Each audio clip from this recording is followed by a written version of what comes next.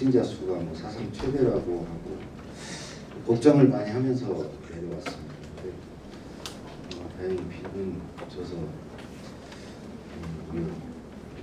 제가 한 2, 3일 전부터 이 왼쪽 발 뒤꿈치에 아킬레스 건염이라는 게 염증이 생겨서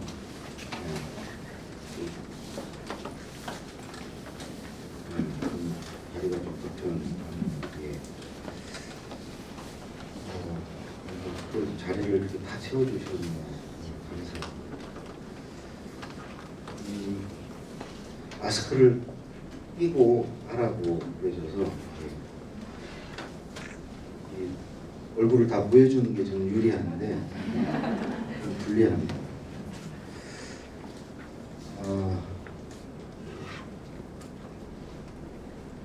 원래 글쓰기에 대해서 쭉 강의를 하고 책을 썼습니다.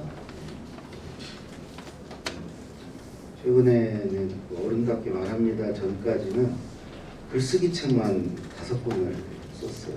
글쓰기 책이었는데 이 글쓰기 책을 쓰다 보니까 글쓰기 전에 이 말하기가 중요하다는 걸 알게 됐어요. 말이 먼저라는 거. 글만 써서는 글을 잘 쓸 수 없다는 거. 말과 함께 가야 된다는 걸 알게 됐고, 그래서 이제 이번 책 말고도 이제 다음 책도 말하기 책을 준비하고 있습니다. 돌아보면 우리는 그 4가지를 하면서 사는 것 같아요. 듣기에서 출발해가지고 그다음 말을 하고 그다음에 읽고 쓰고 그러니까 말과 관련된 게 이제 말하기와 듣기고 글과 관련된 게 글쓰기와 읽기죠. 이 4가지를 하면서 뭐 직장 생활도 하고 학교 생활도 하고 우리 또 일상 생활도 하는 게 아닌가. 특히 요즘에는 이제 뭐 SNS나 이런 거에서 쓰기도 아주 일상화되어 있죠. 뭐 문자 보내고 이메일 보내고 다 이제 쓰기 아닙니까? 제가 이제 저를 이렇게 돌아보면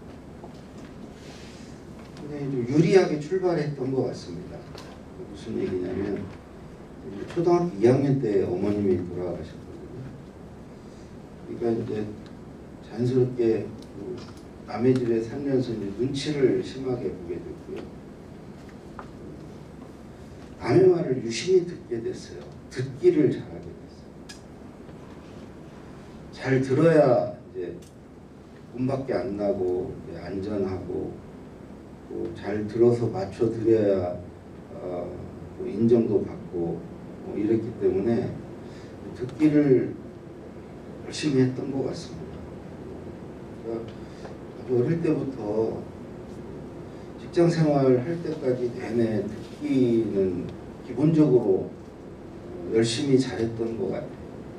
그러니까 대통령 연설을 쓰고 뭐 기업에서 회장 연설을 쓰고 하는 일들은 그거는 쓰기도 아니고 말하기도 아니고 듣기입니다. 그분들 말을 잘 듣고 그분들 생각을 읽어서 이제 글로 옮기는 일이니까 듣기를 잘하면 되죠. 제가 뭐 대통령 연설을 쓰고 그런 것도 아주 어릴 때부터 그 듣기 훈련의 결과가 아닌가 저는 그렇게 생각을 하고 듣기에도 수준 차이가 있습니다. 듣기도 일종의 역량입니다. 이게 이제 바로 나타나는 게 이제 학교 들어가면 선생님 말씀 듣고 이제 저는 공부를 잘하려면 듣기 능력이 좀 좋아야 된다. 또 직장에 가서 사회생활을 잘하려고 해도 이 듣기 능력이 필요하다. 그러니까 저는 듣기를 하면서 한 5가지를 얻었던 것 같아요. 우선 첫 번째는 들으면 뭘 알 수 있거든요. 그게 뭐 지식이 됐건 정보가 됐건 알 수 있죠. 지금 이 자리에서도 이제 이렇게 들으시면서 뭔가를 알게 되잖아요. 남의 뭐 생각을 알 수도 있고 남의 마음을 알 수도 있고 그 사람의 어떤 지식 갖고 있는 지식이나 어떤 정보를 알 수 있죠. 듣지 않으면 모르는 거를 우리가 이제 뭐 읽기를 통해서도 그걸 얻기도 하지만 주로 듣기에서 많이 그런 걸 얻죠. 그리고 두 번째로 저는 누군가의 말을 들으면 내 생각이 나더라고요. 들으면서. 여러분도 그럴 거예요. 친구랑 이렇게 대화를 해도 친구 말을 들으면서 내 생각이 나서 친구 말을 잠깐 끊고 내 말을 하게 되기도 하고 그렇죠. 아마 지금 이 시간에도 제 말을 들으면서 누군가는 또 자기 생각을 하는 분들이 계실 거고요. 세 번째로 저는 듣기 능력은 요약 능력이라고 생각합니다. 우리는 알게 모르게 요약하면서 듣습니다. 내용을 다 듣지 않아요. 들으면서 중요한 것, 덜 중요한 걸 가려가면서 내용을 이렇게 압축, 요약하면서 정리하면서 듣죠. 이런 요약 능력은 뭐 나중에 뭐 학교 공부할 때도 필요한 거고 나중에 이제 글을 쓰고 이러는 데도 이 요약 능력은 중요한 거죠. 왜 그러냐면 글쓰기나 말하기는 요약의 역순이거든요. 우리가 이제 요약하는 건 줄이는 작업인데 글쓰기는 늘리는 작업이거든요. 어찌 보면 듣는다는 것은 이렇게 다 듣고 중요한 걸 남기죠. 불필요한 걸 버리고. 근데 이제 글쓰기는 중요한 걸 주면 거기다가 뭘 붙여야죠. 분량을 많이 쓰라고 그러면 덜 중요한 것까지 많이 붙여야죠. 그러니까 요약을 많이 해본 사람은 오히려 이제 그 반대로 글을 저는 잘 쓸 수 있다. 그러니까 듣기 훈련을 잘하면 그게 이제 읽기 훈련도 되는 것이거든요. 말을 요약하는 거나 글을 요약하는 거나 같은 것이고 더 나아가서 이게 글쓰기 훈련도 되는 거다. 이제 듣기는 일종의 요약이다. 그리고 네 번째는 저는 들으면서 다른 분들도 그러시겠지만 평가하면서 들어요. 남의 말을. 자기도 모르게 평가해요. 학교 다닐 때 선생님 말씀 들으면서 저 선생님 아는 어떤 수준, 실력, 저분의 어떤 제자를 사랑하는 마음 이런 걸 이렇게 평가하면서 듣죠. 그래서 이제 학생들끼리 모이면 그런 얘기들을 선생님에 관한 얘기를 하면 대부분 일치해요. 선생님이 아무리 자기 실력을 속이려고 해도 학생들은 다 알아요. 학생들이 다 평가를 하기 때문에. 그러니까 평가를 한다는 것은 되게 이제 자기하고 견줘서 비교를 하죠. 그러면서 이제 비판적으로 듣기도 해요. 자기 생각과 견주어서 나는 저렇게 생각 안 했는데 왜 저렇게 얘기하지? 그러면서 이제 그런 건 이제 비판적으로 듣는다고 하죠. 그리고 다섯 번째로 우리는 들으면서 그 말의 빈칸을 채우면서 들어요. 말은 이렇게 다 하지 않거든요. 뜨문뜨문해요. 그래서 그 말의 빈칸을 채워요. 그거를 맥락을 읽는다고 그래요. 그러니까 이런 제가 이제 대통령의 직접 얼굴을 보고 얘기를 듣는 것과 전화로 듣는 것과 대통령이 똑같은 내용을 메모로 해서 글로 주시는 것과 차이가 크죠. 직접 보고 들으면 이 대통령의 표정이나 그 분위기로 그게 어떤 맥락을 형성해서 이해가 좀 훨씬 쉬워요. 근데 이제 전화로 들으면 대통령 표정을 못 보고 하니까 이해가 좀 떨어지죠. 그러니까 대통령이 이렇게 억양이나 이렇게 강조하는 그런 걸로 어느 정도 이제 더 글로 받는 것보다는 맥락이 더 파악이 되죠. 어떤 강조점 같은 거 우리가 글을 쓸 때는 막 거기에 뭐 이렇게 동그라미 치고 별표 치고 하진 않잖아요. 근데 말을 할 때는 그걸 좀 강조하죠. 힘이 들어가고 그러면 이제 저 말은 중요한 말이구나 이런 걸 하는데 어쨌든 우리는 들을 때 맥락을 파악하면서 듣는다는 거죠. 그리고 마지막으로 저는 이제 빈칸만 채우면서 듣는 게 아니고 말의 뒷 배경, 그러니까 배경이 뭐냐면 저렇게 말하는 이유, 그 사람의 어떤 의도, 취지, 속마음 이런 걸 생각하면서 듣는다는 거죠. 그냥 말 그 액면 그대로 듣지 않고 저렇게 말하는 이유가 뭐라는 걸 감안해서 심지어 말은 저렇게 해도 속마음은 그게 아닐 거야 라는 것까지 이렇게 생각하면서 듣죠. 제가 회장을 보실 때 회장님들이 나는 사업하는 이유가 돈 벌려고 하는 거 아니야. 내가 돈 욕심이 있어서 기업하는 거 아니야. 나는 사회에 공헌하고 일자리 창출하고 이러기 위해서 기업하는 거야. 근데 그 말을 고지고대로 믿으면, 그래서 그렇게 맞춰서 보좌를 하면 그 사람 오래 못 다니죠. 감안해서 들어야죠. 그분의 숨은 니즈가 뭔지. 왜냐하면 회장님이 거짓말하는 게 아니에요. 회장님도 자기한테 속고 있는 거죠. 자기가 그런 이제 계속 그런 명분을 가지고 이제 사업을 하고 싶은 거죠. 그럼 그걸 그대로 그 말씀대로 따라서는 안 된다는 거죠.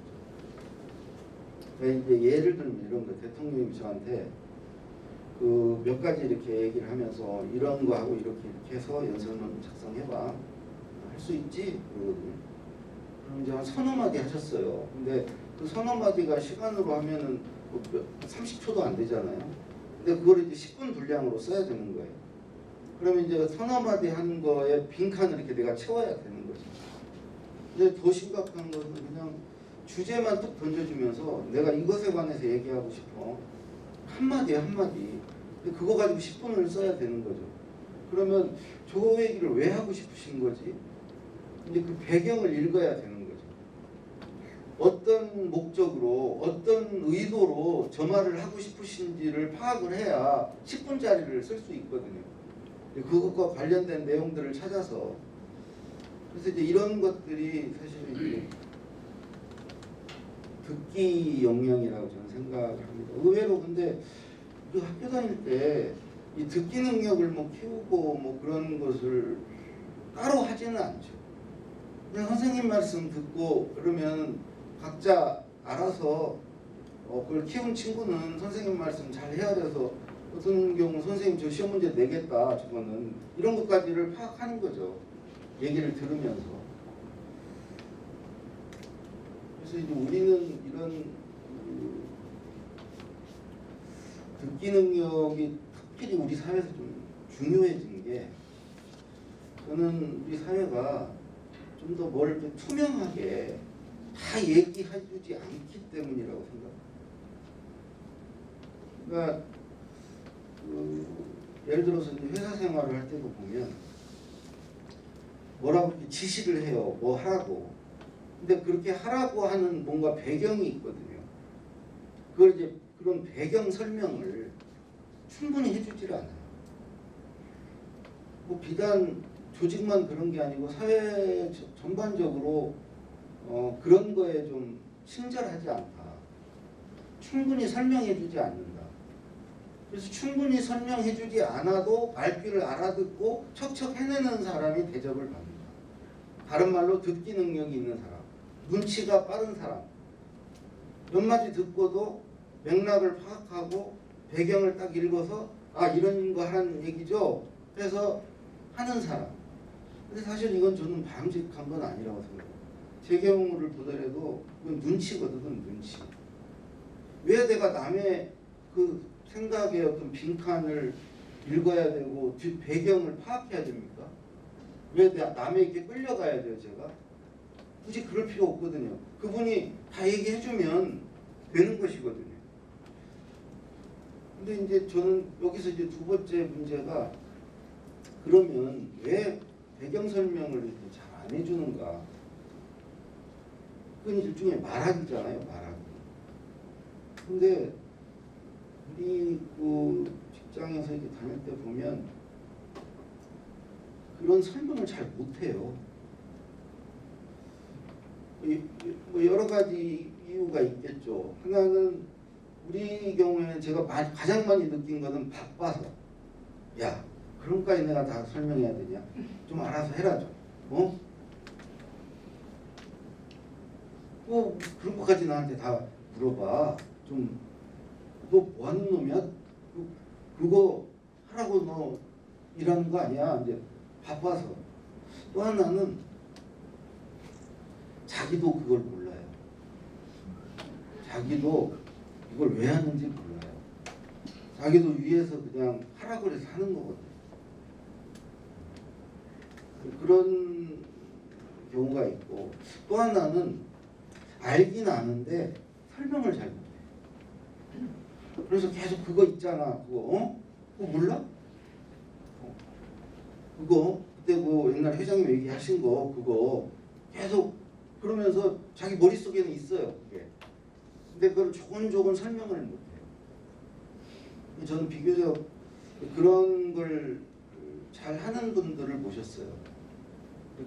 그런 거 잘하는 분들 특징이 화이트보드에 뭐 이렇게 그림 그리는 거 좋아해요.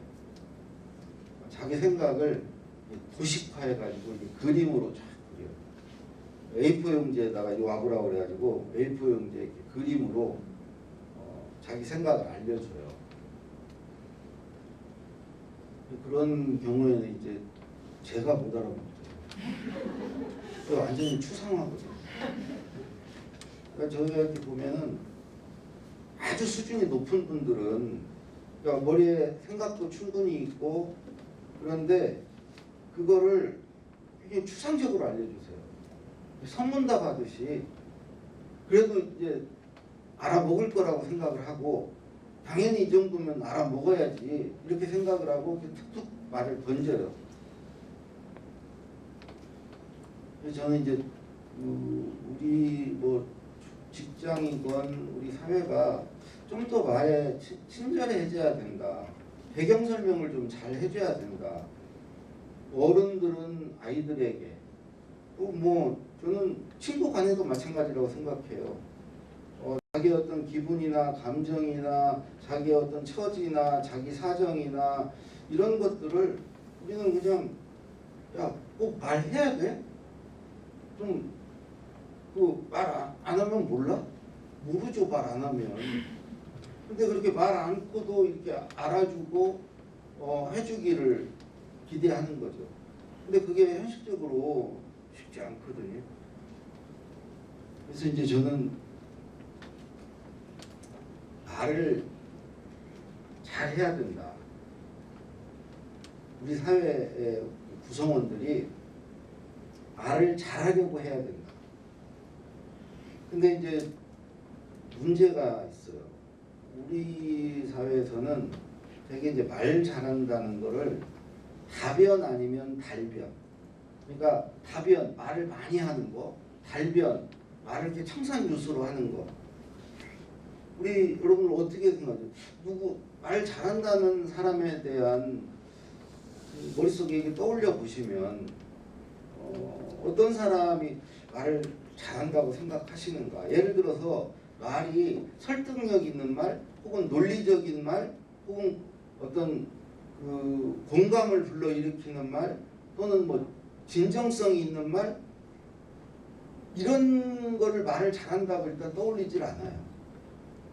저 사람 참 논리적이야. 저 사람 참 진정성 있게 말해. 진실해. 또는 뭐 저 사람 뭐 설득력 있게 말해. 이런 것은 이제 또 깊이 들어갔을 때 얘기지. 보통은 우리가 이제 일반적으로 누가 말을 잘한다고 그러면 좀 말 많이 하고 또 말이 달변이고. 근데 이게 저는 이게 이제 여기에 문제가 있다고 생각해요. 다변이 되면 말을 많이 하면 말의 밀도, 농도가 낮아져요. 이게 무슨 얘기냐면 말에는 이렇게 내가 나한테 도움이 되고 이렇게 의미 있는 말, 그 소위 말의 건더기가 있거든요. 근데 말이 많아지면 건더기는 딱 정해져 있는데 예를 들어서 건질 게 한 3개 있는데 10개를 말하는 것과 50개를 말하는 50에서 3개는 농도가 되게 낮잖아요. 그러니까 듣는 사람 입장에서는 시간은 많이 뺏기고 듣긴 들었는데 얻는 건 별로 없는 결과라는 거죠. 예를 들어서 3개만 딱 말했는데 3개 다 딱 건질 거야. 사실 그게 진짜 말 잘하는 거죠. 근데 말을 막 50개를 들었는데 그 중에 건질 것은 2-3개밖에 없는 거예요. 제가 이제 친한 친구 중에 그 말을 심하게 더듬어요. 근데 현대해상화재 영업 그 해마다 영업 대상 1명 뽑는 영어방에 몇 년을 대상을 받았어요. 심지어 그 친구는 군대에 갔는데 귀향 조치 당했어요. 이 말을 너무 심하게 더듬어서 이 말을 교정하고 오라고. 그러니까 이제 뭘 돌격 앞으로 이게 안 되는 거예요. 돌격 소리가 안 나오는 거예요. 그러니까 이게 엄청난 장애죠, 장애. 그 정도로 심하게 말을 더듬었는데 어떻게 해서 영업 대상을 받았냐? 그 친구는요, 딱 할 말만 해요. 그러니까 영업을 하러 갈 때 정말 딱 할 말만 하는데 그 할 말을 얼마나 아껴서 어떤 말을 해야 될지 얼마나 고민하겠어요. 자기한테 그 말할 기회가 몇 마디 할 기회밖에 안 주어지니까 이 몇 마디를 어디에 쓸 건가, 어떤 몇 마디를 할 건가를 엄청 고민을 하고 가서 딱 그 얘기만 하는 거예요. 그것도 그걸 몇 번 연습을 하고 가가지고 그 얘기만 딱 하는 거예요. 그리고 나머지 얘기는 못하는 것은 이제 주로 이제 글로 메일이나 이런 걸로 이제 대신하는데, 소위 우리가 뭐 영업한다고 그러면 말을 잘해야 되는 것 같이 생각하잖아요. 근데 그 친구같이 말을 그렇게 해도 영업 대상을 받는다는 거죠. 그러니까 다변이라는 게 사실은 우리들 인식 속에 말을 많이 하는 사람이 말을 잘한다는 생각을 가지면서 그거에 대한 거부감이 커요. 말 많은 사람, 입만 살았다고 그러는, 말이 앞선다고 그러고, 빈수레가 요란하다고 그러고, 그러니까 말이 많은 거에 대한 반감들이 있다는 거죠. 그래서 그런 게 말 잘하는 사람을 우리는 인정해 주질 않아요. 또 하나 달변도 마찬가지예요. 여러분들이 달변인 사람을 만나면 경계해요. 왠지 뭔가 나를 이렇게 설득해서 나를 이렇게 자기 유리한 쪽으로 나를 이용해 먹을지 모른다는 경계심을 갖게 돼요. 그래서 말을 잘하는 사람 보면 왠지 막 사기꾼 같다는 느낌이 들고 그런 거죠. 그러니까 달변도 결코 사실은 그러니까 말 잘하는 게 아니라는 거죠. 그러니까 달변이나 다변을 말 잘하는 거라고 우리가 말하는 순간 말 잘하는 것은 그다지 좋은 게 아니라는 거죠. 말 잘하는 거에 대해서 이제 우리는 말 잘함을 이렇게 폄훼하고, 그러니까 반대로 어떻게 나타나냐? 입이 저가 그래서 이제 말을 하나도 않고도 50까지 잘 산 것은 저같이 이렇게 말을 못하는 사람, 말을 않는 사람, 못해서 않는 사람, 그럼 이게 그 사람들 오히려 대접해줘요. 쟤는 입이 무거워, 애가 진중해, 얘 진국이야 아주. 말을 안 하면, 그럼 쟤는 말을 안 하고 대신에 이제 남의 말을 잘 듣거든. 그냥 지가 말을 못하니까 주로 이제 듣고, 그러니까 자기가 이제 오히려 말할 기회, 쟤를 만나면 말을 잘 들어주니까 편하고 그런 상태니까 오히려 더 저 같은 사람을 인정해 주는. 근데 이제 이게 저는 끝나가고 있다고 생각해요. 과연 앞으로도 이런 게 이제 유효할 건가? 저 같은 사람이, 저는 이제 우리 이 아들 자식 세대들을 보면 그 세대에서는 나 같은 사람이 절대 인정받을 수 없다. 저는 이제 그런 여러 가지 이유가 있지만 그 중에 하나만 말씀드리면, 우리 세대는 윗사람을 무조건 이제 공경해야 되고, 윗사람 말에 따라야 되고, 우리가 잘 들어야 되고, 말을 잘 들어야 되고, 그 다음에 앞서가는 거를 잘 쫓아가는 세대예요. 우리보다 앞서가는 나라들의 어떤 제품이나 어떤 제도나 어떤 서비스를 빨리 쫓아가고 그걸 빨리 베껴야 되는, 그거를 우리 어떤 시대적인 우리의 어떤 과제, 과업으로 갖고 있던 세대가 우리 아버지 세대, 우리 세대예요. 당연히 이제 우리 할아버지 세대도 그렇고. 그러니까 우리 세대까지는 뭐를 이렇게 있는 것을 잘 베끼고 쫓아가고 하면 됐다고요. 근데 그거를 잘하려면 그냥 읽기 듣기를 잘해야 돼요. 있는 것을 잘 베끼고 쫓아가려면 읽기 듣기를 잘하면 돼요. 말하기 쓰기를 잘할 필요가 없어요. 읽고 듣는다는 것은 있는 것을 가지고 뭔가를 하는 거예요. 새로운 걸 만드는 게 아니죠. 말하고 쓰는 게 내 말과 글이 내가 만든 새로운 것이죠. 창의적인 거죠. 읽고 듣는 것은 원래 있던 거잖아요. 여러분들이 누구 말을 듣건 누구 글을 읽건 누구 생각을 읽건 어떤 뭐 제품의 어떤 구조를 읽건 읽고 듣는다는 것은 내가 뭘 만드는 게 아니고 있는 것을 받아들이는 거잖아요. 읽고 듣는 것은. 우리 세대까지는 그걸 잘하면 됐다는 거죠. 뭐 외국 뭐 자동차건 무슨 뭐 휴대폰이건 뭐건 이미 있는 거를 딱 갖다 놓고 잘 읽어서 분석해서 잘 쫓아가면 됐는데 우리 다음 세대들은 이제 필연적으로 그게 안 돼요. 이제는 그러면 우리는 도태돼요. 그러니까 정말 창의성을 요구받아요.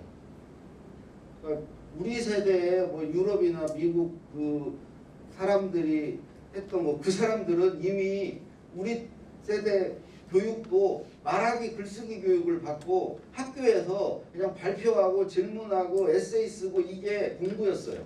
우리는 그 시간에 늘 선생님 말씀 듣고 교과서 읽고 읽기 듣기만 했고요. 우리하고 똑같은 세대들은 거기서 말하기 쓰기를 하고 있었고요. 근데 우리 다음 세대들은 이제 말하기 쓰기를 요구받는다는 거죠. 그래서 이제 저는 이 말을 그럼 잘하려면 어떻게 해야 되는가?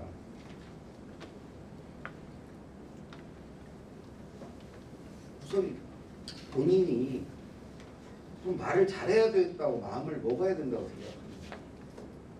이제는 마음 먹을 어떤 이유가 생겼다고 생각해요. 우리 때는 마음 먹을 필요조차 없었어요. 아니 말을 하는 쪽에 뭔가를 하는 순간 모난돌이 되고 자칫하면 위험해지고 나댄다고 그러고 오히려 혼났죠. 그러니까 이제는 나도 좀 말을 잘해야 되겠다. 나도 말하면서 좀 살아야 되겠다. 이런 생각을 이제 가질 필요가 있다. 근데 그렇기 위해서는 내가 이제 말을 잘해야 되는 어떤 이유, 말을 잘해서 이루고 싶은 어떤 목표, 또는 내가 말을 잘해야 되겠다고 마음먹는 어떤 계기, 이런 것들이 좀 있어야 되지 않는가. 제 경우에 50 넘어서 위암 선고를 받고 돌이켜보니까 읽고 듣고만 살았어요. 실제로 정말 말을 안 했어요. 글을 안 썼어. 내 글을 써본 적이 없고 내 말을 한 적이 없어. 특히 뭐뭐 하기 싫다, 뭐뭐 못한다 이렇게 되던 적이 없어요.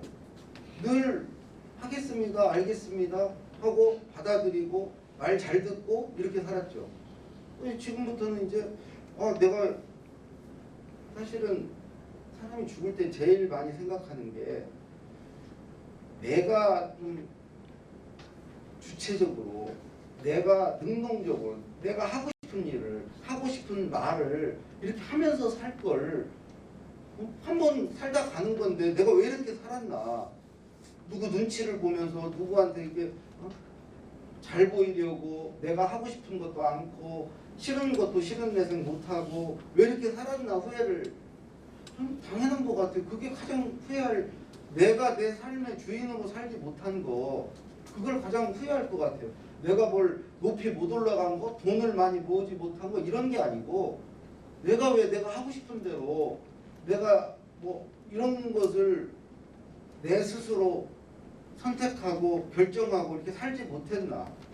내가 계속 얼마나 산다고 그를 남에게 끌려가고 눈치 보고 시키는 대로 하기 싫은 걸 시전 내선 못하면서 이렇게 살아왔는 그런 생각을 저는 이제 그때 했거든요. 그게 저의 어떤 계기가 됐다고 생각해요. 그리고 이제 막상 제 글을 처음 이제 책을 첫 책을 내고 나니까 강의를 해야 책이 팔린다고. 저자들은 무조건 강의를 해야 돼요. 요즘에 뭐 책 공부한다고 책 안 팔려요. 신문에 뭐 신간 안내 기사 내준다고 책 안 팔려요. 저자가 직접 강의를 해야 돼요. 그게 이런 거나 똑같죠. 옛날 가수들이 판을 내고 노래를 안 부르면 팔립니까 판이? 그래서 옛날에 우리 때는 리사이틀이라고 막 전국 순회하면서 극장에서 막 리사이틀 하고 그거 했죠. 요즘에는 이제 다른 통로로 이제 그렇게 하고 있지만 역시 요즘에도 뭐 우리가 유튜브라든가 이런 걸 통해서 저자들이 꼭 이렇게 대면 강의가 아니더라도 강의를 합니다. 그렇지 않은 책이 안 나와요. 그러니까 제가 이제 말을 잘해야 되는 이유도 생긴 거예요. 말을 잘해서 이룰 수 있는 어떤 그러니까 말의 어떤 목적도 생긴 거고. 근데 이런 것은 누구든지 그냥 자기가 저 같은 케이스만 있는 게 아니고 자기가 만들 수 있다고 생각해요. 예를 들어 책을 안 내시더라도 유튜브 시작하시면 되잖아요. 오늘 당장에 가서 시작하실 수 있는 일 아니에요? 유튜브 하시려면 말 잘해야 돼요. 말을 잘해야 될 이유가 생기는 거죠. 그러니까 얼마든지 이제 그런 것은 예를 들어서 뭐 독서 모임 같은 데 가서 이제 도구 토론 같은 게 있으면 그런 것도 이제 말을 잘해야 되는 이유가 생기는 것이고, 첫 번째는 이제 그렇게 마음을 먹는 거, 그게 저는 일단 중요하다. 그리고 이제 두 번째는 말을 들어줄 사람이 곁에 있어요. 맨날 말을 하고 싶어도 들어줄 사람이 없으면 안 돼요. 실제로 말은. 사실 글은요, 굳이 이렇게 읽어줄 사람이 없어도 쓸 수 있어요. 근데 말은 혼자 말할 수 없잖아요. 벽에다 대고 말할 수 없잖아요. 들어줄 사람이 없어요. 저는 그나마 이제 제 아내가 잘 들어줘요. 저는 우리 아내 만나기, 우리 아내란 말 그런 말 안 해요. 하여튼 아내를 만나기 전까지는 제 말을 들어주는 사람이 없었어요. 되게 엄마들이 그런 걸 많이 해주시잖아요. 그 집에 오면 엄마도 없고 그러니까 별로 이렇게 그러면서 제가 자꾸 말을 않게 되고 말을 하는 걸 두려워하게 되고 이렇게 됐던 것 같아요. 누가 들어주는 사람에서 말을 자주 하게 되면 말이 일상이 되면 말이 그렇게 두렵지 않아요. 근데 말을 않다가 어쩌다 한번 해야 되는 상황이 되면은 부담을 엄청 느끼게 되는 거예요. 그리고 일단 말하기가 낯설기 때문에 두려운 거예요. 익숙한 게 아니기 때문에. 그리고 모처럼 한번 이렇게 주어진 기회에 부담은 더 커지는 거예요. 말을 늘상 하는 사람은 오늘 말 못해도 내일 말 잘하면 돼요. 내일 만회하는 기회가 있으면 돼요. 그러니까 이제 주변에 아내가 매일 들어주면 더군다나 아내는 계속 칭찬하거든요. 어떻게 그런 걸 알아? 대단해. 저는 심지어 막 이렇게 제가 170이고 아내가 160인데 키가 아내가 손이 안 닿는데 가서 내가 이렇게 내려주면 도대체 당신은 못하는 게 뭐야? 아니 키까지 커. 170이 큰 키가 아니잖아요. 근데 매사에 그냥 그렇게 하는 거예요. 아니 친구를 만나서 이제 와이프가 이제 어디 화장실 간 사이에요. 아니 친구가 저한테 아니 쟤는 그 만날 때마다 남편 자랑을 저런데 처음 봤다고. 제가 저러다가 왕따가 다 남편 욕하는데 혼자. 근데 저는 그게 다 작전이라고 생각해요. 내 귀에 들어오게. 그 소리를 들으면 정말 조심하게 돼요. 내가 이제 내가 어느 정도 한 80점짜리인데 와이프가 이제 뭐 90점 뭐 이렇게 점수를 매기면 그것도 나한테 직접 얘기 않고 친구한테 이렇게 얘기해서 돌아와서 나한테 귀에 들어오게 하면 내가 이제 90점 같이 살아야 하잖아요. 그거는 그것처럼 그 사람을 하는 게 없죠. 어쨌든 저는 들어주는 사람이 곁에 있는가. 우리 사회가 너무 다 바빠서 막 또 막걸리 하고 뭐 하다 보니까 들어줄 사람, 특히 이제 회사 같은 때는 더 바쁘죠. 뭐 이렇게 뭘 말을 하려고 하면 됐고, 쓸데없이 하지 말고 시키는 거 하나 잘. 야, 좀 말 같은 소리래, 말 같은 소리. 야, 그래서 결론만 말해, 결론만. 하고 싶은 얘기가 뭐야? 이거 뭐 어떻게 말을 해요? 다음에 얘기하면 안 돼? 지금 바쁜데? 계속 이러니까 저는 딱 한 번 직장 다니면서 그 잘 들어주는 상사를 딱 한 번 만났어요. 제가 그런 경험 때문에 지금 이런 말씀을 드리는 거예요. 그분 밑에 한 4, 5년 있었는데 그분은 6단계로 들어줬어요. 일단 시간을 내서 들어줘. 두 번째로 듣고 나서 칭찬을 해줘. 아, 너 어떻게 그런 생각을 다 했냐. 야, 네가 굳이 안 해도 되는 걸 내가 할 일을 네가 고민해서 얘기를 하냐. 아니 그 자기를 뭐 지적을 하건 뭘 하건 간에. 그리고 세 번째로 내 말을 보완해줘. 보완. 야, 다 좋은데 이건 좀 이렇게 바꿔서 생각하면 어떠냐. 그리고 네 번째로 나한테 기회를 줘요. 이렇게 바꿔서 한번 해보자. 기회를 줘요. 이 기회를 안 주면 말 안 해요. 어차피 소용없는 말 아니에요. 말해봤자 소용. 기껏 잘 들어주고 내 말을 뭐 어떤 결과를 하나도 안 만들어주면 들어준 게 아니죠. 말만 들어주면 뭐예요? 들었으면 내 말대로 뭔가 해볼 수 있는 기회를 주든지 뭘 해야 될 거 아니에요? 아니면 뭐 내가 윗사람 이런 거 좀 고치십시오 했으면 자기가 그런 걸 고치든지. 그러니까 어떤 말의 결과가 있어야 사람은 신이 나서 말을 하게 되거든요. 근데 매번 뭐 말해봤자 그냥 그걸로 끝나고 그럼 누가 말을 하겠어요. 그리고 이제 5번째로 잘못되면 책임을 져줘요. 자기가. 그리고 6번째로 잘 되면 공을 나눠줘요. 나를 끼워 넣어줘요. 그분이 나는 진짜 들어주는 거다. 말을 들어준다는 게 뭐 소리만 들어주는 게 듣는 게 아니고 정말 내 존재를 받아주고 나를 인정해주고 내가 그 뭔가를 해볼 수 있는 기회를 주는 게 진짜 들어주는 거다. 근데 뭐 우리 사회에서요 그런 분 만나기가 저는 하늘의 별따기라고 생각해요. 쉽지 않은, 저는 부모도 어렵다고 생각해요. 과연 부모가 자식의 말을 그렇게 들어줄 수 있는가? 예를 들어 자식이 나 대학가 안 가고 다른 일을 하겠다. 제가 안 때리면 공부하기 싫으니까 그거를 진짜 들어주는 게 아니잖아요. 저도 마찬가지예요. 저도 뭐 아들 하나 있는데 그런 식으로 그 상사같이 들어주지 못해요. 그래서 이 말을 잘하려면 들어주는 사람이 있어야 된다. 세 번째는요. 할 말이 있어야 돼요. 할 말이.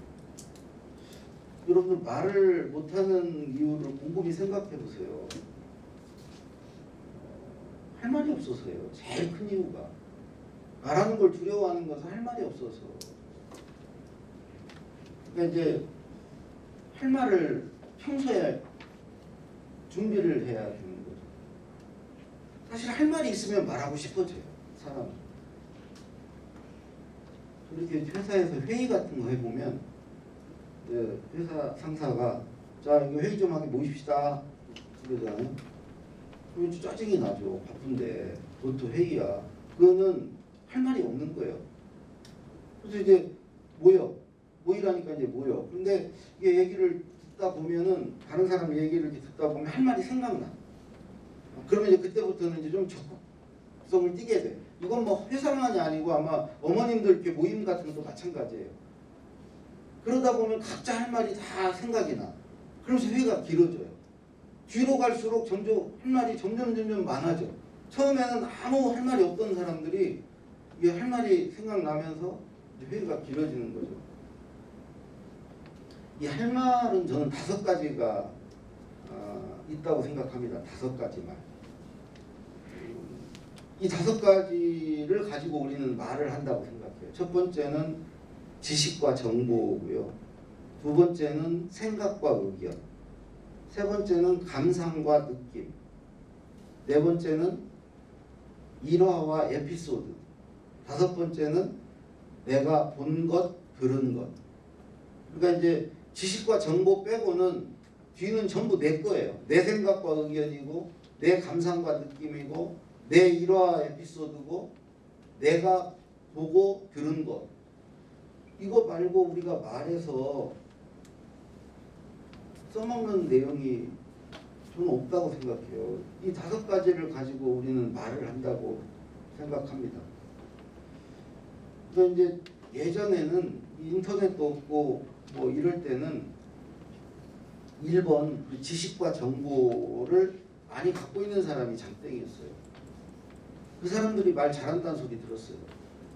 그 사람들이 말도 많이 하고 말을 거의 독점하다시피 했죠.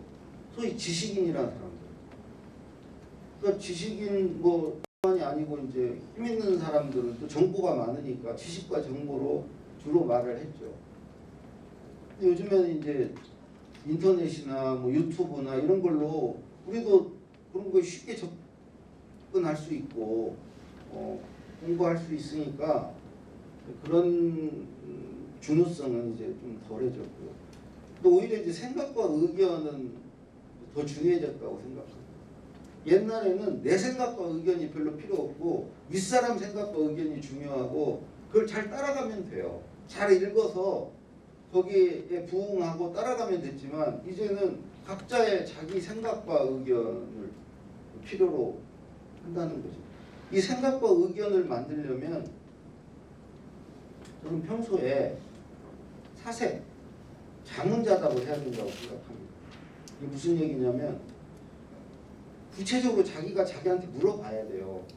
뭐에 대한 내 생각이 뭔지, 뭐에 대한 내 의견이 뭔지 이걸 묻지 않고는 내 거를 알 수가 없고 그런 상태에서 갑자기 생각을 말해봐라. 네 의견은 뭐냐? 돌아가면서 한마디씩 해라. 이러면 머릿속에 하얘질 수밖에 없다는 거죠.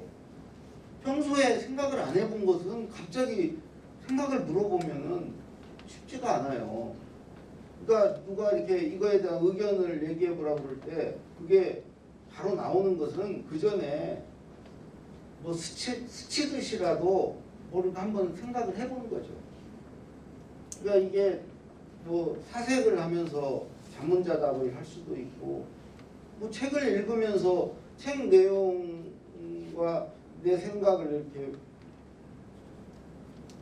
책을 읽으면서 내 생각을 이렇게 만들 수도 있고 책에서 저자는 그렇게 얘기하지만 나는 이렇게 생각한다 하면서 자기 생각을 만들 수도 있고 평소에 생각과 의견을 만들어둬야 된다는 거죠.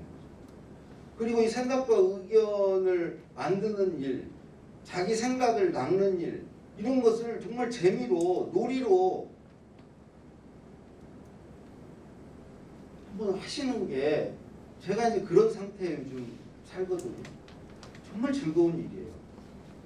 본 뒤에 말씀을 드리면 이런 겁니다. 쉽게 저는 5단계로 이제 뭘 하는데 첫 번째 단계는 네이버 메모장에 단어로 메모를 하는데요. 그 메모하는 내용은 방금 아까 말씀드린 5가지 답니다. 내 생각이 떠올랐을 때 뭐 길을 가다 생각이 떠오르기도 하고 또는 잠들기 전에 눈을 감고 이거에 대한 내 생각, 내 의견이 뭔지 생각해 보기도 하고요. 아침에 반신욕 하다가 생각하지 않은데 불현듯 뭐가 떠오르기도 하고 그럴 때 이제 메모를 해요. 그리고 어떨 때는 뭐 어린 시절 기억, 직장 다닐 때 기억 같은 거, 어떤 일화, 에피소드 그런 게 떠오르라도 그걸 저는 메모를 해요. 그리고 제가 느끼는 어떤 감정 이런 것도 메모를 하고 그리고 책을 읽다가 또 누구하고 대화하다가 내가 얻게 되는 거, 알게 되는 것 그런 지식 정보 이런 것도 메모해요. 그 네이버 메모장에 그렇게 단어로 메모하는 게 저는 1단계예요. 그 다음에 2단계로 그거를 커피 마시고 밥 먹을 때 써먹어요. 저는 요즘에 이제 사람들 안 만나니까 아내한테 써먹어요. 이거 내가 책 보다 보니까 이런 게 있던데 당신 이런 거 알아? 누가 그러는데 이렇다던데 뭐 이런 거 이게 보통 이제 대화에서 써먹는 거죠.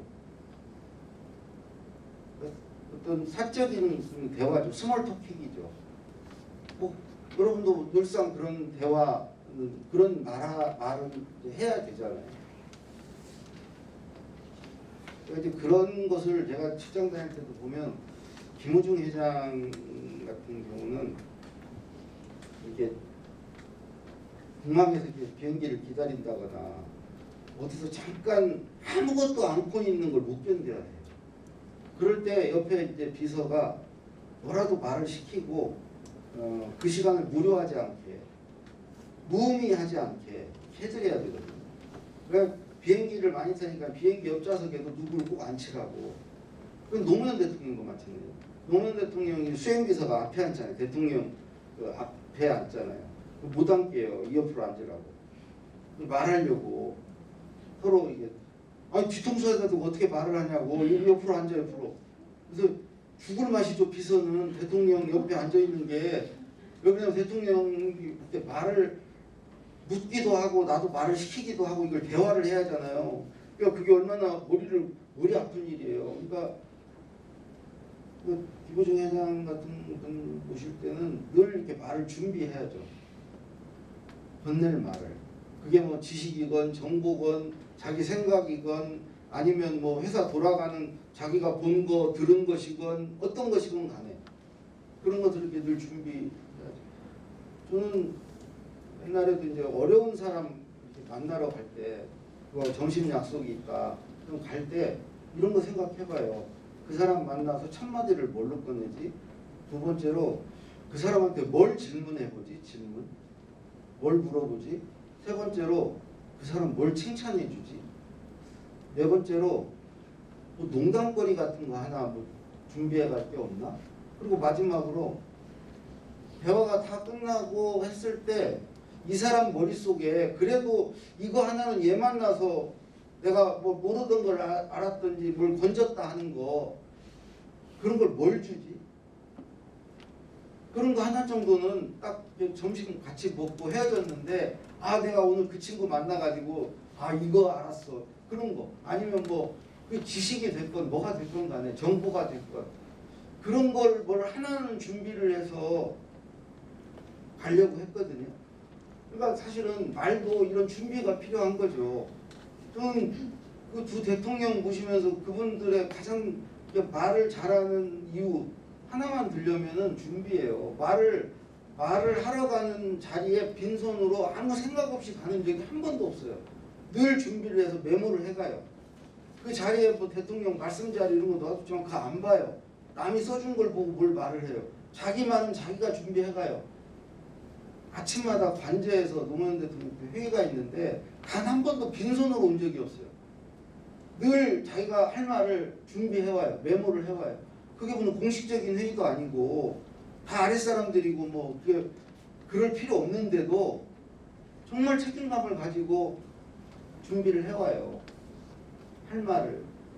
그분이 퇴임한 날 뭐 봉화에 가서 야 기분 좋다 그 말을 퇴임사라고 그 환영 나온 주민들한테 이제 한마디 했는데 뭐가 기분이 좋습니까? 그러니까 아 이제 9시 뉴스 안 봐도 되잖아.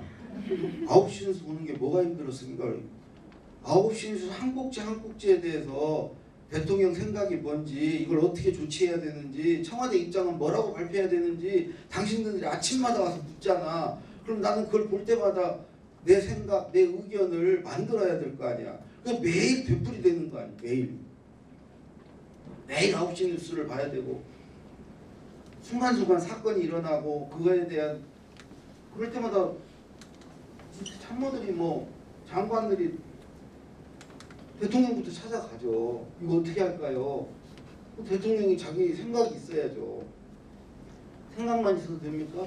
지식이나 정보도 있어야 돼요. 대통령이 어떻게 자기 생각만으로 뭐래. 그러니까 독서하지 않을 수 없고 학습 안 할 수가 없어요. 이런 뭐 코로나 이런 거 하면 이거 당연히 대통령이 이쪽에 정통해야 돼요. 그 전문가들한테 다 들어서 학습하고 다 알고 있어야 판단을 하고 결정하고 뭘 하죠. 그걸 다 대통령 입만 쳐다보고 있는데 이제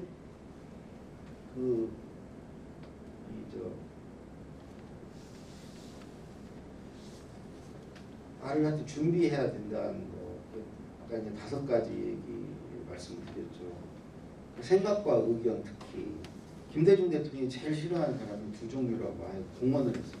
하나는 몸이 게으른 사람, 다른 하나는 생각이 없는 사람. 누구한테, 장관한테 뭘 물었어요, 의견을. 근데 생각을 안 해봤다고.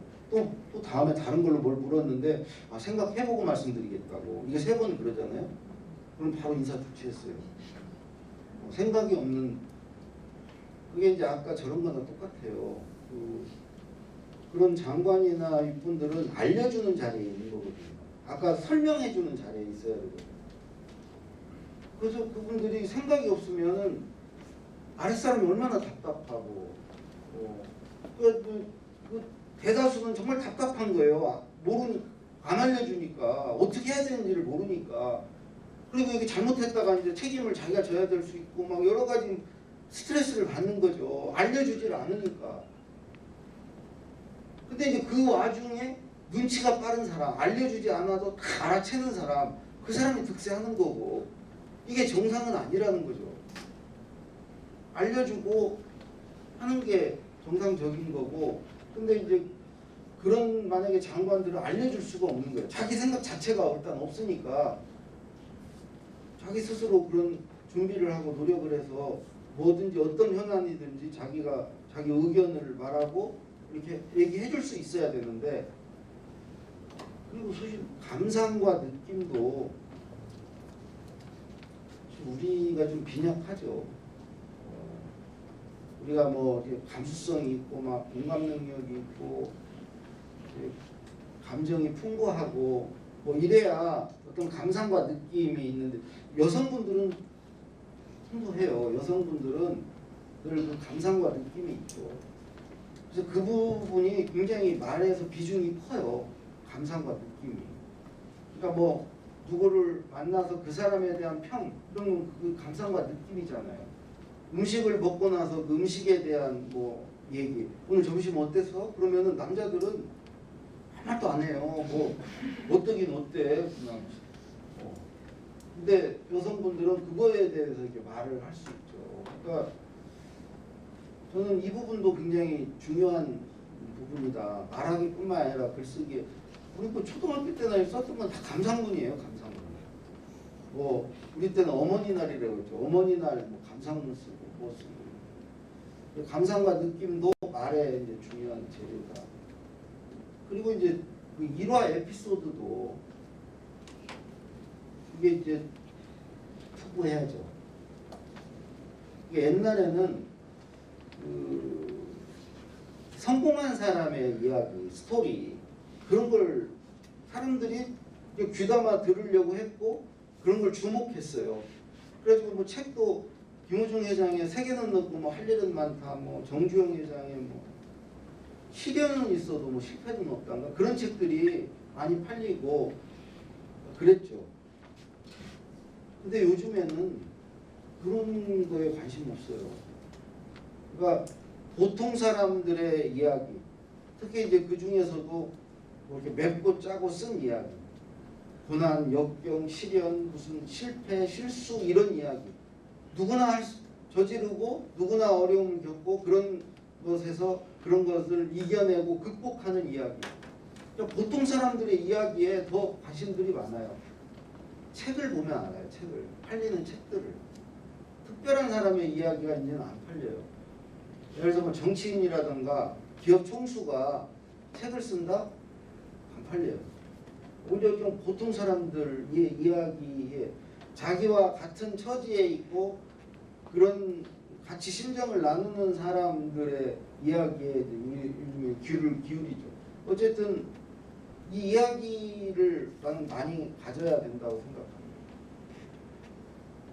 그러니까 이 유튜버들을 보면 크게 2가지 가지고 유튜브를 해요. 2가지가 시줄과 날줄처럼 있어야 되는 거죠. 컨텐츠와 스토리. 컨텐츠가 뼈대라면 스토리가 거기에 붙은 살이죠. 컨텐츠가 없으면 유튜브를 못해요. 컨텐츠랑 이런 거죠. 어떤 사람은 여행에 관해서 하고, 어떤 사람은 뭐 음식에 관해서 하고, 어떤 사람은 독서에 관해서 하고. 이게 컨텐츠죠. 근데 이제 컨텐츠만 얘기를 해서는 사람들이 재밌게 듣지를 않아요. 거기에 자기 경험, 일화, 에피소드가 넣었을 때 일단 재미있어지고요. 또 하나는 그 컨텐츠가의 어떤 신뢰가 생겨요. 그 컨텐츠에 대한.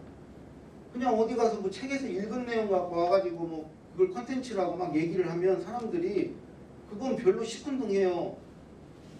왜 자기가 이제 경험을 하고 내가 이렇게 경험하는 과정 겪어서 이렇게 알게 된 거다라고 살을 붙여서 얘기를 해야 그 컨텐츠를 믿고 아 그래? 그럼 나도 한번 그렇게 해볼까? 이렇게 되는 거지. 그냥 뭐 이론적인 거 갖고 와가지고 뭐 그러니까 백 선생 같은 경우에 그 사람 직접 하잖아요 요리를. 저는 옛날에는 요리에 대해서 말하는 사람이 요리를 그냥 직접 않고 무슨 요리 평만 하고 그런 사람들이 대부분이었어요. 그런 사람이 많았다고요. 직접 요리하지 못하는 사람들. 근데 이제 그런 식으로 그 자기가 직접 이렇게 경험한 거 다 해본 걸 가지고 얘기를 하니 훨씬 신뢰가 가는 거죠. 그리고 이제 보고 들은 것도 이제 우리가 말하기 위해서 중요한 거죠. 그래서 아까 제가 이제 첫 번째 단계로 네이버 메모장에 쓴다. 두 번째 단계로 커피 마시고 이럴 때 밥 먹을 때 말해본다. 그 다음에 세 번째로 제가 하는 게 말을 해보고 말이 좀 된다 싶은 것을 글로 쓰는 일입니다. 짧은 글. 네이버 블로그나 SNS나 이런 데다가 몇 줄짜리 글. 이거를 제가 한 8년 동안 이제 강의 시작한 게 이제 8년 전인데 8년 동안 10,000개 넘게 썼어요. 10,000개. 그러니까 네이버 블로그에는 이제 한 2년 반 동안 1,700개를 거기에 이렇게 썼고 그거 가지고 강원북의 글쓰기 책도 쓰고 그랬는데 어쨌든 1단계로 네이버 메모장에 단어를 메모하고 거기서 그치면 아무 의미가 없고요. 그걸 써먹어야 돼요. 말로 써먹어야 돼요. 써먹어 봤을 때 이 뇌가 이 메모하는 것의 의미를 알게 돼요. 아 이러려고 메모했구나. 메모한 거 이렇게 써먹으니까 좋네. 좋다는 게 두 가지 느낌을 줘요. 저 같은 경우는. 하나는 잘난 체하는 거. 우쭐하는 거. 누군가에게 내가 뭔가를 이렇게 아는 체를 하는 거. 말하는 것 자체가 나를 표현하는 것 자체가 하나 어떤 재미가 있고요. 다른 하나는 남을 돕는 거죠. 알려주는 거죠. 내 것을 공유해 주는 거죠. 너 이거 알아? 알려주는 거죠. 이 두 가지 재미가 저는 있다고 생각해요. 제가 본 김대중 대통령, 노무현 대통령 다 이 두 가지 재미 때문에 말했다고 생각해요. 얼굴 표정을 보면 아주 어린애같이 막 우쭐해하고 노무현 대통령이 뭘 이렇게 알아와가지고 저보고 자네 이런 거 아나? 그럼 모릅니다. 그러면 아 자네는 학교 다닐 때 뭐 했나? 어? 뭐 이러면서 내가 설명해줘? 이 설명을 하는 거예요. 그리고 막 문장 같은 거 뭐 하나 좋은 거 생각이 나 가져와가지고 자네는 이런 문장 생각할 수 있나? 그럼 아니요. 그러면 나는 이거 대통령을 안 했으면 카피라이터 같은 거 했으면 잘했을 거야. 아니 근데 그 표정이 그리고 이제 그런 분의 특징이 김대중 대통령이 보통 선상님이라고 하잖아요. 뭐 이렇게 가르쳐주고 알려주는 걸 좋아해요. 그러니까 그 가르쳐준다는 한편으로는 우쭐해 하는 거고요. 누군가에게 영향력을 행사하는 거고 다른 한편으로는 그 사람을 돕는 거예요. 그런 마음이 두 가지가 같이 나는 있다고 생각해요. 그래서 나는 우리 학생 같은 경우 학교에서 공부를 재밌게 하는 방법 간단하다. 읽기 듣기가 공부잖아요. 읽기 듣기 선생님 말씀 듣고 책을 읽었어. 그래서 이게 읽기 듣기가 공부야. 근데 공부를 왜 해? 시험 잘 보려고 하는 거예요. 공부의 끝이 시험인 거예요. 이게 끝이 공부의 목적이 시험이어서는 안 된다고 생각해요. 말하기 쓰기 해야 돼요. 자기가 읽고 들은 거 공부한 것을 누구한텐가 알려주고 말하고 그렇게 알려주면서 우쭐해하는 재미로 그 공부를 하게 해줘야 돼. 미국이나 유럽은 그래서 수업 시간에 다 발표하고 질문하고 토론하면서 우쭐해하고 남한테 이렇게 알려주는 재미를 느끼게 해주는 거예요. 그거를 얼마나 잘하느냐를 보고 그 학생을 평가해요. 그 친구의 말과 글을 보고 그 친구가 얼마나 팀에서 그러니까 늘 팀 단위로 수업도 하고 그래서 그 안에서 어떤 역할을 하고 발언을 얼마나 하고 그 영향력이 얼마나 있고 이런 걸 가지고 평가를 한다고. 근데 우리는 그 과정이 하나도 없어요. 말하고 쓸 기회를 안 줘요. 그건 평가도 안 해. 그냥 읽고 들었으면 시험을 보는 거예요. 저는 이 읽고 듣는 것은 내가 주인이 아니거든요. 아까 얘기했듯이. 그리고 시험도 내가 주인이 아니에요. 선생님이 낸 문제, 선생님이 숨겨놓은 답을 보면 찾는 거예요. 많이 끌려가는 거예요. 그러니까 소외되어 있는 거예요. 소외되어. 그리고 그거 가지고 등수를 매겨. 비교를 해. 다른 친구들과 사람과 사람을 비교를 해. 그러니까 이 등수가 나오니까 시험이 재밌을 수가 없고 시험이 재밌다고 하는 친구는 전교 1등 하나? 시험을 기다리고 그 친구도 1등 놓칠까 봐 불안한 게 시험이에요. 그러니까 아무도 시험을 좋아하는 사람이 없죠. 근데 그 시험을 향해서 그 시험을 목적으로 하는 게 우리의 공부라는 거죠. 학교 수업, 학교 공부라는 거죠. 그리고 그 공부가 재밌겠냐고. 아니 가서 그 결과가 늘 시험을 보고 나면 이게 기분이 좋지 않은데 그 기분 좋지 않음을 느끼려고 하는 공부가 재밌겠냐. 그러니까 이게 공부의 목적이 그런 식으로 말을 하는 쪽으로 되면 공부 중독자가 돼요. 중독자가. 저는 당연히 어떻게 되냐면 공부 중독자의 메모광이 된다고 생각해요. 독서광이. 그러니까 공부하고 뭐 공부나 독서나 같은 거지만 그거 하고 그걸 누구한테가 말하거나 내 글에 써먹으려면 메모해야 될 거 아니에요. 메모해놔야 기록해둬야 나중에 써먹을 수가 있으니까 당연히 메모광이 되고. 그러니까 제가 보신 그 두 대통령이 똑같아요. 왜 저분들이 이렇게 독서광이고 메모를 열심히 하나? 말하려고 그러는 거예요. 말하려고. 그러니까 말을 하는 재미를 아는 거죠. 말을 하는 의미를 아는 것이고 뭔가 이렇게 말을 통해서 뭔가 영향을 끼치고 뭔가 사회, 뭔가 변화를 만들어내고 남에게 도움을 주고 그걸 한 번씩 겪어본 사람들은 사실은 그건 우리 누구나 다 겪어볼 수 있거든요. 꼭 대통령이 돼야 겪을 수 있는 거 아니거든요. 그건 뭐 친구 사이에서도 경험해 볼 수 있는 것이고 다 가능한 거다. 그래서 친구들끼리 나는 뭐 고등학교 2학년이다. 2학년 친한 친구 서너씩 뭐 시험 전에 모여서 자기가 아는 거 친구한테 알려주고 설명해주고 친구를 돕고 자기만 알고 있다 시험 잘 보려고 하지 말고 그래서 말하는 시간을 가지면 다 그런 기쁨을 경험해 볼 수 있다고 생각합니다. 그 의미도 깨닫게 되고요. 말하는 거의 의미.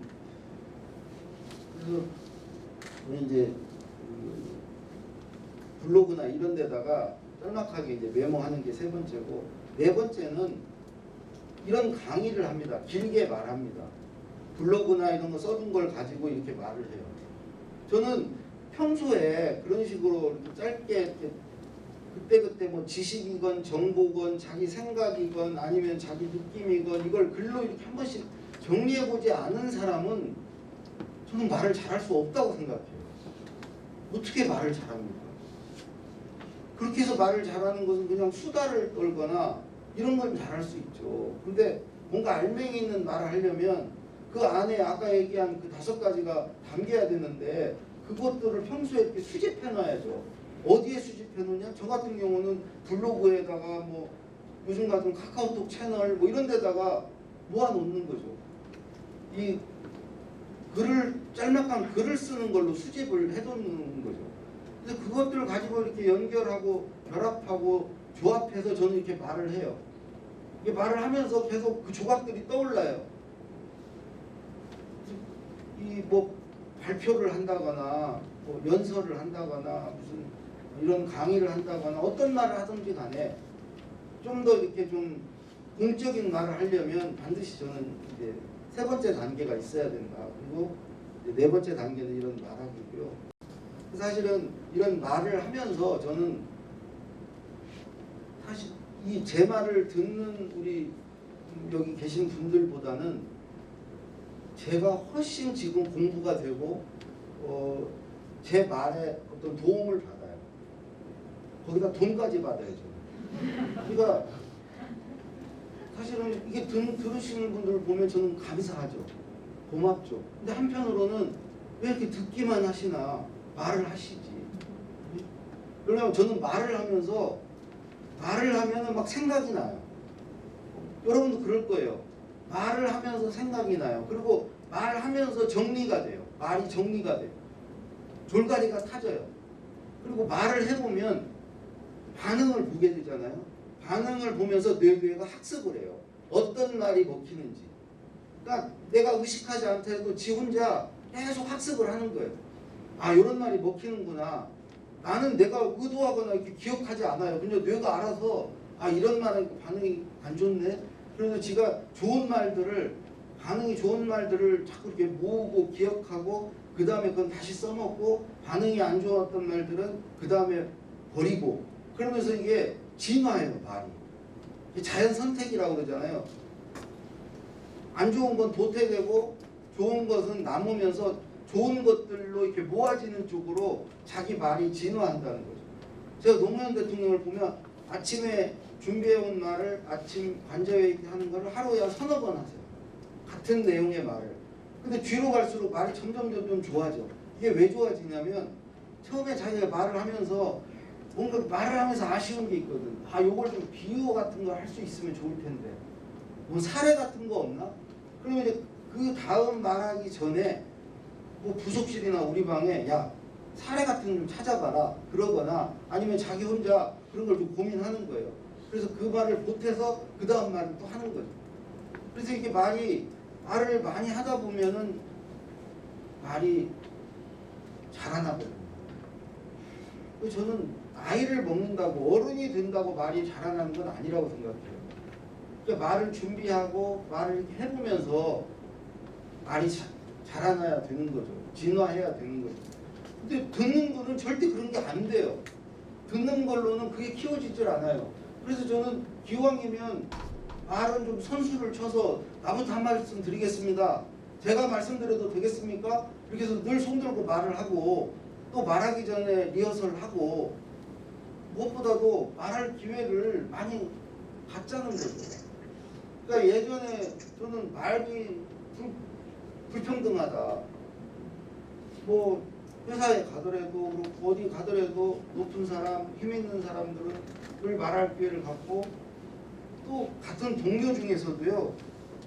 뭔가 이렇게 좀 선택받은 친구들이 있어요. 그런 친구들한테 발표도 시키고 학교 다닐 때부터 그렇죠. 그러니까 그런 친구들은 더 잘할 수밖에 없어요. 말은 하면서 넣는데 그러니까 부익부 빈익빈이 되는 거예요.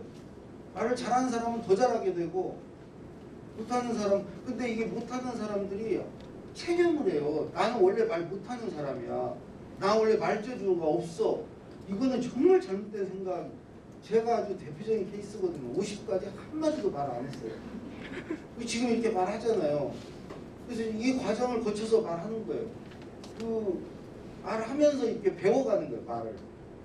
말을 지금 배워가서 그래서 이제 마지막 5단계 글쓰기는 이 말을 이렇게 안 보고 할 수 있으면 글로 쓸 수 있어요. 누가 말하듯이 써라 이렇게 얘기를 하면은 말하고 글이 다른 게 어떻게 말이 글이 돼? 그건 다른 거야. 말하기와 글쓰기는 별개야. 이렇게 말씀하시는데 저는 전혀 그렇지 않다고 생각해요. 이렇게 말할 수 있으면 글로 쓸 수 있어요. 그리고 이렇게 글 말해보고 쓴 글이 훨씬 귀에도 쏙쏙 잘 읽히는 글이 되는 거죠. 마지막으로 이제 말하기에 관해서 하나만 더 말씀드리면, 제가 이제 그 노무현 대통령을 보면 늘 말을 복기하는구나. 복기를 한다. 어떤 얘기냐면 누가 이제 점심을 먹고 말을 했어요. 한두 시간을 보냈어. 그럼 집에 가는 길에 3가지를 묻는 거예요. 하나는 내가 오늘 무슨 말 했지? 내가 오늘 말을 많이 하긴 했는데 무슨 말 했지? 2번째는 이 말 깜빡했다. 이 말 했어야 되는데 왜 이 생각이 안 났지? 그 말해야 되는 상황에서 벗어나면 오히려 생각은 더 잘 나요. 놓친 말들이. 저도 대통령 불러서 가서 뭘 물어보면 생각이 안 나는데 내 방으로 갈 때는 생각이 나요. 아, 이렇게 말했으면 됐는데 왜 그 말을 못했지? 이렇게 되거든요. 놓친 말. 그러니 다음에 그런 경우 대통령이 전화를 내가 이거 깜빡하고 말을 못했다. 이거 꼭 메모해뒀다가 다음 어디 연설에다가 꼭 집어넣어. 그리고 세 번째가 해서는 안 될 말. 이 말 편의했네. 후회하는 말. 이런 걸 이제 복기해보는 거죠. 말도 그런 복습이 저는 이제 필요하지 않나 생각을 하고요.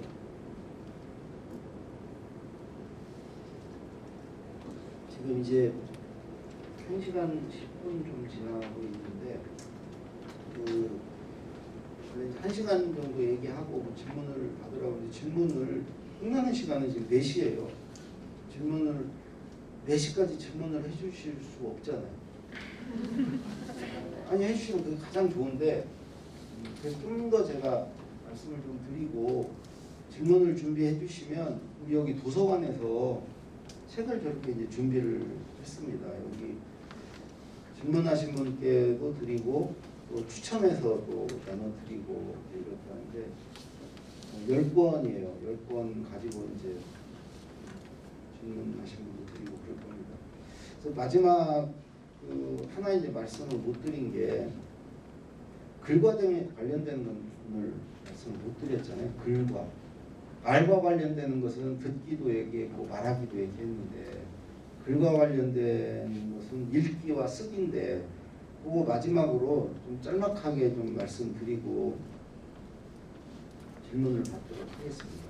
가급적 질문은 이제 뭐 글쓰기나 이런 쪽에 많은 얘기를 못 들으셨으니까 여기서 질문을 해주셨으면 더 고맙고요. 뭐 말하기에 대해서 질문해 주셔도 상관없습니다. 우선 읽기는 짤막하게 말씀드릴게요. 저는 글쓰기에 도움이 되는 읽기 제가 하는 것은 4가지입니다. 4가지.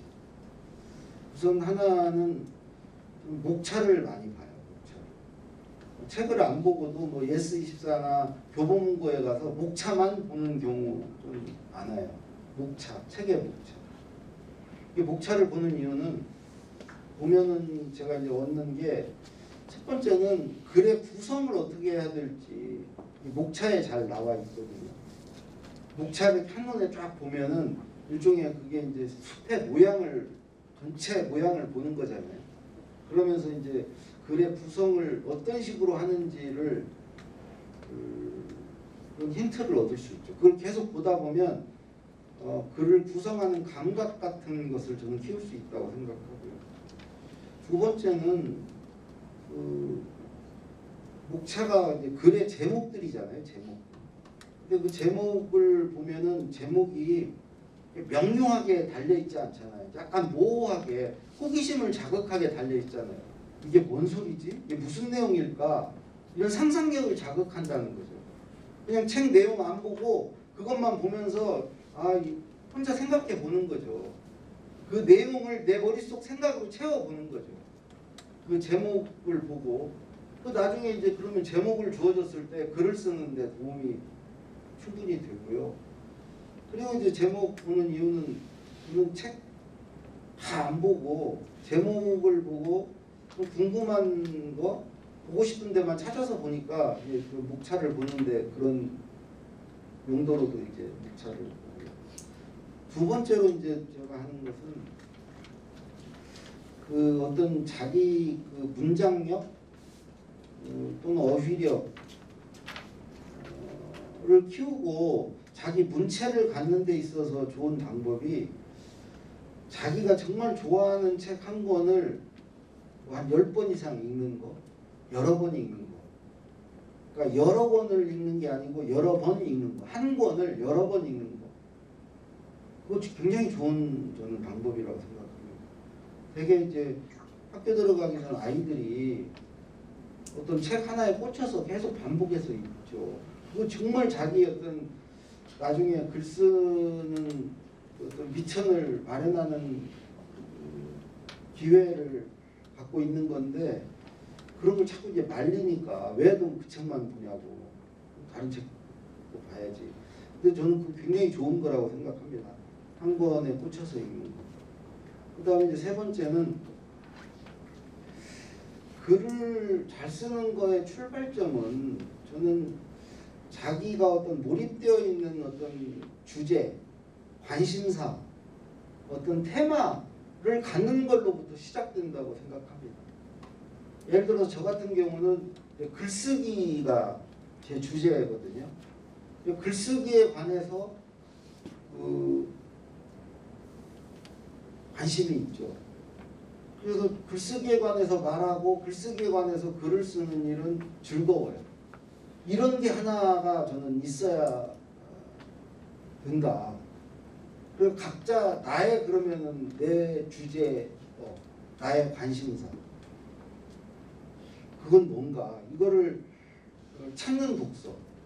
찾는 독서라는 게 저는 이렇게 해야 된다고 생각해요. 처음에는 이것저것 읽어봐야죠. 그러다가 이제 어느 걸 찾죠. 어떤 분야, 어느 걸 하나 찾으면 그 분야의 책을 다 읽는 쪽으로, 그거에 아주 그냥 몰입하는 쪽으로. 저는 글쓰기 책은 다 읽었어요. 거의 다 읽었어요. 그 다음에 말하기 책 정말 많은데 뭐 한 7, 80권? 그런 독서도 저는 의미가 있다고 생각을 하고, 세 번째로.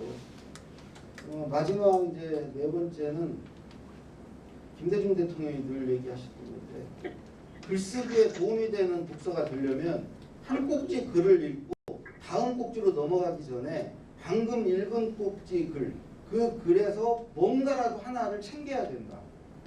그게 그 내용에서 뭐 인용할 거리를 챙기든지, 어떤 뭐 좋은 문장 하나를 챙기든지, 아니면 그 글을 읽고 나서 내가 떠오른 내 생각을 챙기든지, 뭐라도 하나를 챙겨야 된다. 그리고 그 챙긴 생각을 그냥 챙기고 끝내는 게 아니고 반드시 메모해가지고 그 메모한 것을 반드시 또 누구한테 말해보는 걸로 써먹어야 된다. 말해보거나 내 글에 써먹거나. 그래서 글쓰기에 도움되는 읽기는 이제 그 정도 말씀드리고요. 실제로 이제 글쓰기에서 제가 이제 쓰는 방법들 몇 가지만 소개를 드리겠습니다. 우선 저는 첫 번째로 글을 쓸 때는 늘 네이버 국어사전을 여러 번 씁니다. 저는 제가 생각난 단어를 글에 쓰지 않아요. 네이버 국어사전에 쳐보고 유의어 중에 비슷한 말 중에 더 맞는 단어를 찾아서 써요. 그리고 그 단어가 들어가 있는 예문을 꼭 봐요. 예문을.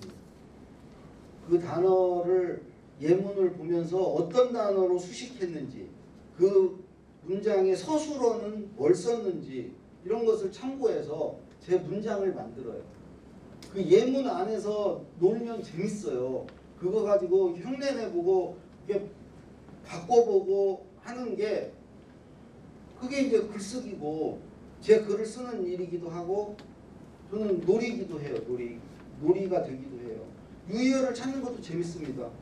맞아, 이런 단어 있었지. 아, 이게 더 맞구나. 그런 거 찾았을 때 기분이 정말 좋죠. 그리고 이제 그런 걸 통해서 제 어휘력과 문장력도 키워지고요. 사전을 열어놓고 쓴다는 것이고, 또 하나는 저는 이제 초안은 정말 허접하게 씁니다. 어떤 경우에는 막 욕심이 나면은 그 스톱워치를 딱, 제가 가방에도 늘 갖고 다니는데 스톱워치를 3분, 5분 딱 맞춰놓고요. 5분 동안만 쓰자. 5분 내에 쓰기를 끝내야 된다. 그래서 그 5분 가게 떨어지게 해놓고 써요. 그럼 이제 허접하게 하나가 뭐가 되는 거죠. 그거는 누구나 쓰실 수 있어요. 뭐 분량은 많지 않겠죠. 그래서 그런 걸 하나 써놓고 그 다음 단계로 이제 시간을 갖고 고치는 거예요. 그 글을 고치는 거죠. 글을 갖고 노는 거예요. 그 허접하게 써놓은 거 하나를 가지고 이제 더 보완도 하고 뭘 고치기도 하고 뭘 빼기도 하고 노는 건데, 이때 중요한 게 두 가지가 있어야 돼요. 저는 두 가지가 있는데, 두 가지 중에 하나가 최고 이제 고치는 체크리스트입니다. 체크리스트. 그러니까 내 글을 점검해보는, 체크해보는 항목들. 예를 들어서 내 글에 뭐 사실의 오류가 있는가, 내가 써놓은 내용 중에 불필요한 게 있는가, 이런 체크리스트가 제가 나는 말하지 쓴다에 보면 43가지 체크리스트를 거기다 넣어놓은, 여기 아마 도서관에 있을 거예요. 그런 체크리스트가 하나 필요하다는 거죠. 그 체크리스트에 맞춰서 내 글을 고쳐가는 거죠. 그게 하나 필요하고, 또 하나는 일종의 오답 노트입니다. 무슨 얘기냐면, 나는 이렇게 쓰지 않겠다, 이렇게 쓰면 잘못 쓴 것이다, 이건 오답이다 하는 것들만 한번 모아보시라는 거예요. 네이버나 다음에 가서 글쓰기 이렇게 치면은 이렇게 쓰지 마세요, 이렇게 쓰면 오답입니다 라는 것들이 많이 있거든요. 글쓰기 책에도 많아요. 그 중에 골라보시라는 거죠. 한 50개만 골라보세요. 저는 그런 것 중에 이런 거 있어요. 을르리가를, 불필요한 을르리가를 안 쓴다. 예를 들어서 공부를 했다를 그냥 공부했다, 를자를 안 쓴다는 거죠. 생각을 했다, 을자 안 쓰고 생각했다. 이게 저희 하나의 기준이에요. 이거 을르리가 생각이 났다, 이자 안 써요. 생각났다. 또 하나 기준, 저는 하였다는 안 써요. 했다라고 쓰지. 하였습니다도 안 써요. 했습니다로 써요. 이런 것들을 많이 만드시라는 거죠. 자기의 어떤 기준을. 그거 하루면 수십 가지, 뭐 100가지도 만들 수 있어요. 근데 그거 한 번만 그렇게 만들면 그렇게 안 써요. 그래서 만드는 것을 이렇게 손으로 한번 그건 직접 쓰세요. 치지 마시고 A4 용지에다가 이렇게 다짐하듯이, 서약하듯이 나는 이렇게 이제 안 쓴다는 것을, 예를 들면 저런 것도 될 수 있어요. 그리고 그러나 뭐 하지만 이런 거 안 쓰겠다 나는. 아니면 또 매우 대단히 굉장히 진짜 정말로 뭐 이런 거 있잖아요. 정도부사 이런 거 가급적 나는 안 쓰겠다. 근데 뭐 정 안 쓸 수는 없죠. 딱 뭐 정말 너무 뭐 이런 거 써야 될 때 있어요. 근데 최소화하게 돼요. 그런 걸 한번 다짐을 해놓으면. 근데 그런 걸 막 남발하는 글은 좋지는 않아요. 그건 틀림없어요. 그리고 뭐 글에다가 뭐뭐 같습니다, 뭐 듯합니다, 이런 것도 난 가급적 안 쓰겠다. 자기가 맘먹기 나름이에요. 그냥 애매모호한 표현들을 안 쓰겠다라든가 그런 걸 한번 만들어 보시라는 거죠. 저 그거 하나만 만들어도 그 순간부터 저는 글을 갑자기 잘 쓸 수 있다고 생각합니다. 글을 잘 쓰는 사람이 된다고 생각을 하고요.